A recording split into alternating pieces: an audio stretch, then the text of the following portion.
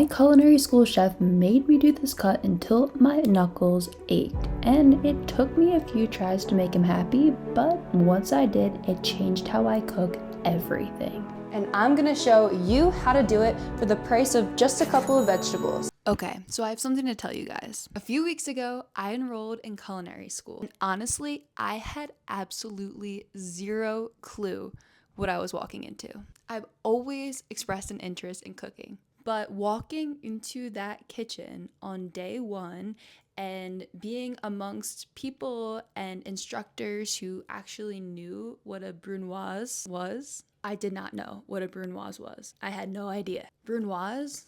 What is that, like a bruise? Get it? Bruise, brunoise. Sounds similar. Not the same. Not the same at all, actually. You're gonna learn what a brunoise is in this video. But here's the thing. That feeling of, do I belong here? I think that's exactly why I needed to do this. Because I want to become a better home cook. And I want to bring you with me on that journey because maybe you want to become a better home cook too. So, week one, we're starting with the fundamentals. We're starting with 3 basic knife cuts.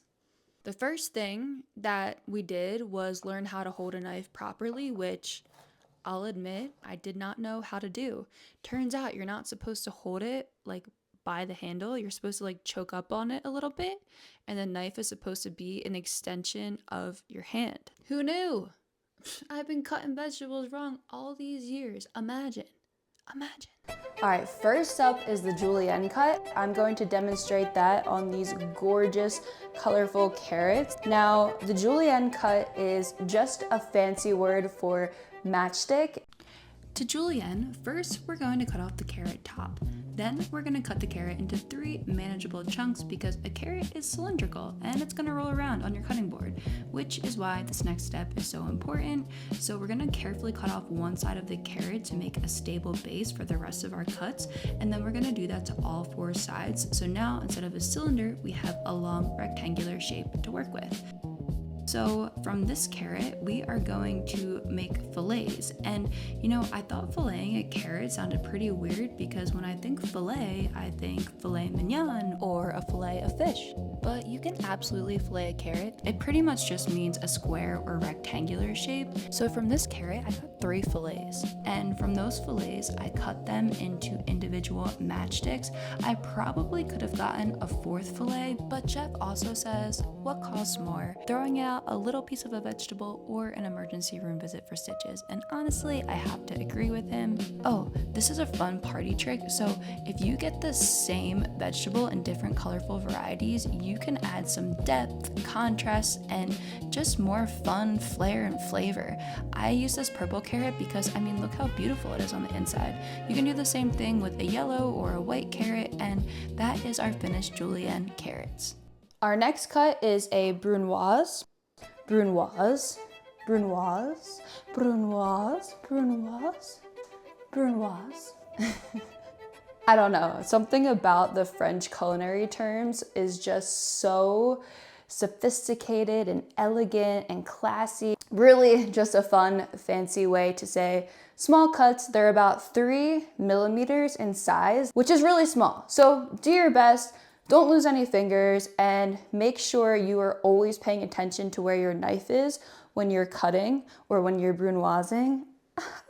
So to do a brunoise cut, you first have to julienne your vegetables, which is why we started with that cut first. Take your julienned carrots and use the side of your knife to line them up perfectly. Slowly move your knife from tip to base across the line of your carrots. Some chefs call this a rock chop, which is when your knife blade is rocking forward and back to produce the desired shape. This is a great cut to use for bell peppers and scallions as well. The important thing to note about the brunoise cut is that it's less about texture and more about building flavor. I would use the brunoise cut to infuse flavor into a soup or stew without adding texture, or I would use it as a topper on a salad or to make a salsa.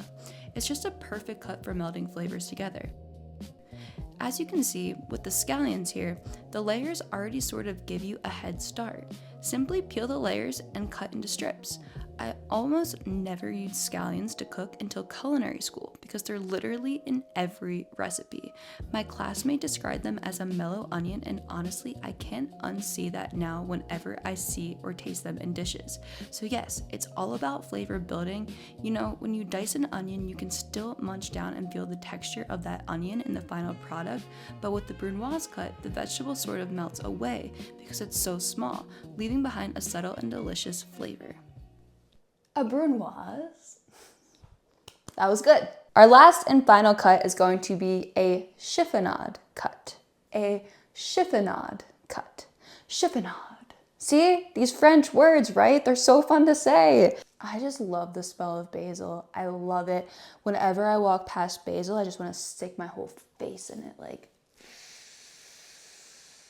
it's so good. It's so good.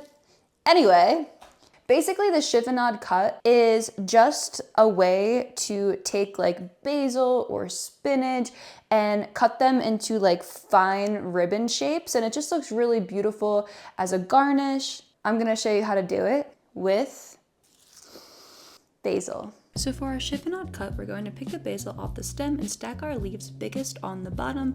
Then we're going to roll the basil up like a cigar. Sorry, I'm doing a terrible job at showing you this because my hand was blocking the camera. And don't ask me how I'm so good at that, okay? Alright.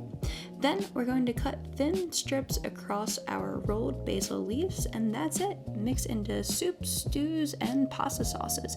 It's delicious and a beautiful garnish. Honestly, a week ago, I couldn't have told you why these cuts were so important, but now I know that when you have even cuts, you have even tastes and even cooking, better flavor release. So it's actually really important to try to cut your vegetables all the same, and each different style is going to bring something different, whether it's infusing a dish with flavor or adding texture to give it a more pleasurable mouthfeel. There's really benefits to all of these different cuts, even if that's just to make a dish look more beautiful. Hey, chiffonade! Please remember to like and subscribe to follow along on my chef school journey with me, and I will see you in the next video.